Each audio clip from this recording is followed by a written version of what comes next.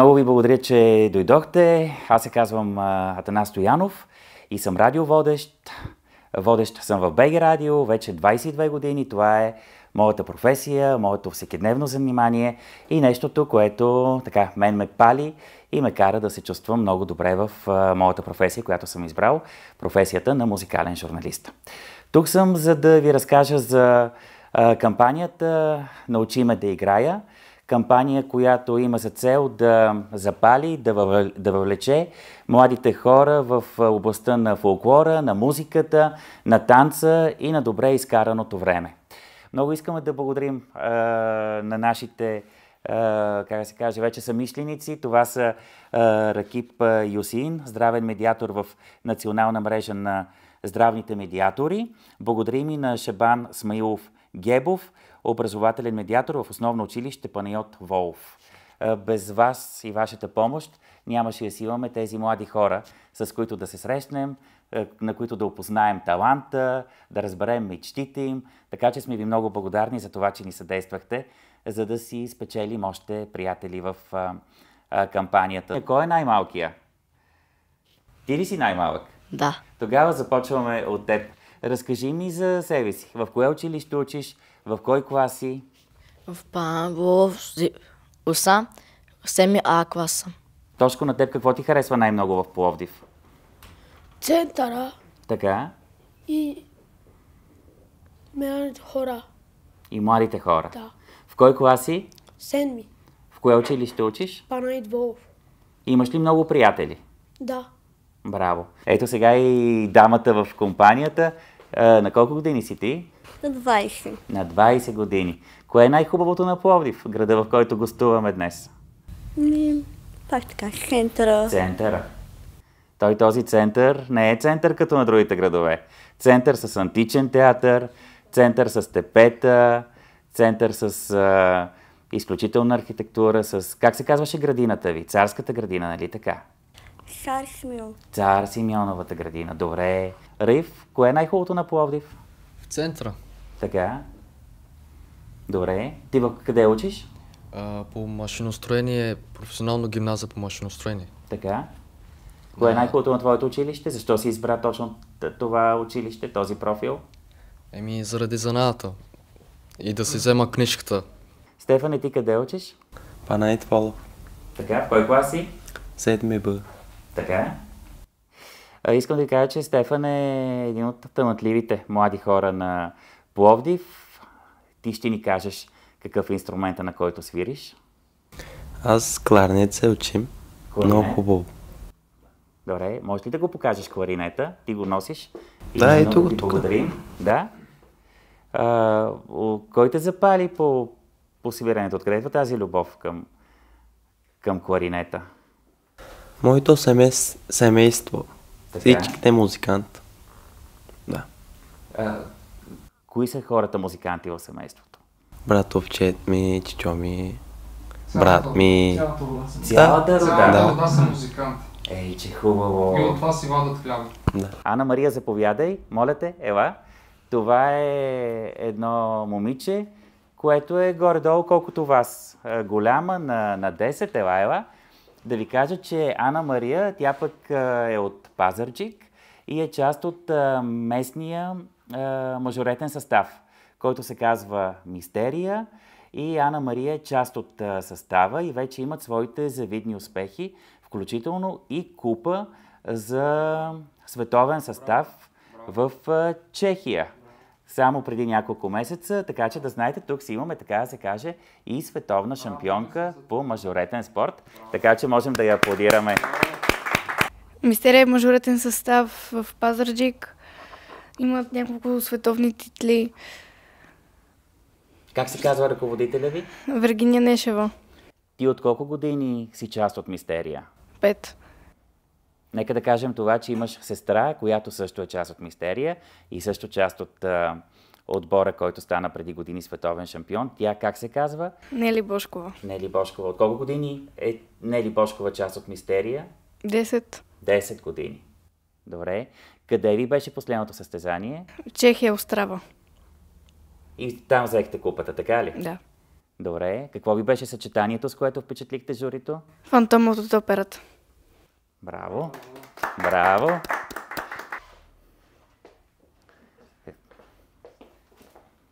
Аха! Стефане, сега ти ще ни покажеш, нали, също като Ана Мария, твоя талант. Ще ни посвириш. Обаче искам да ми кажеш, това ли е твоята мечта? Да бъдеш добър музикант? Да. Да, добре. Можеш вече да извадиш кларинета спокойно, а пък твоите връстници ще държат микрофона, така че заповядай. Иво Папазов и Бряма свири на... Той е легенда. Той е легенда, да, но той е със същия инструмент, с кларинет, нали? Вие точно казахте легендата. Легенда е... Са запалени на Иво Папазов. Иво Папазов и Бряма е сериозна фигура в музиката.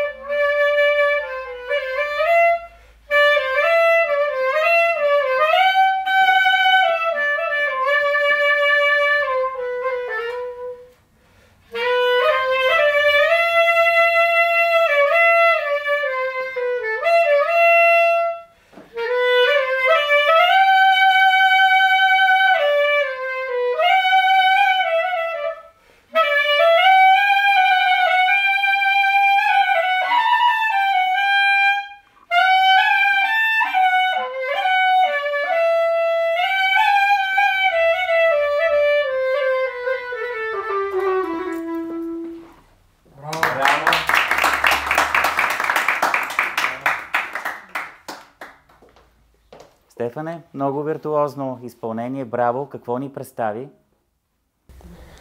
Турска музика. Това е много популярна. Истанбул се казва. Да. Да, тази музика, тази песен на един много добър кларинетист в Турция.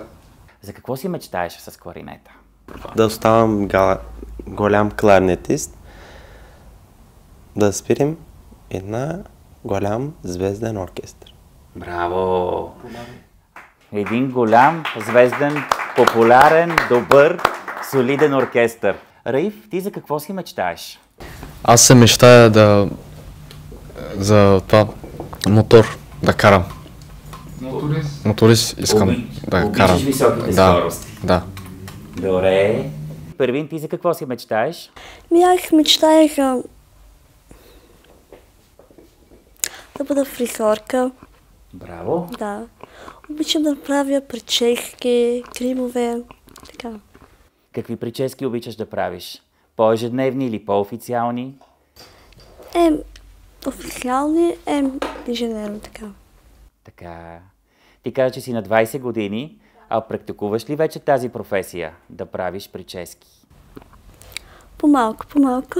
Тошко, каква е твоята голяма мечта? Фризор искам ста. И ти фризьор? Да. Вие двамата говорите ли си за прически и за фризьорство? Не. Не. Защо фризьор? Искам сам фризор. Имам мерак. Илия, ти какъв искаш да станеш, като пораснеш още малко?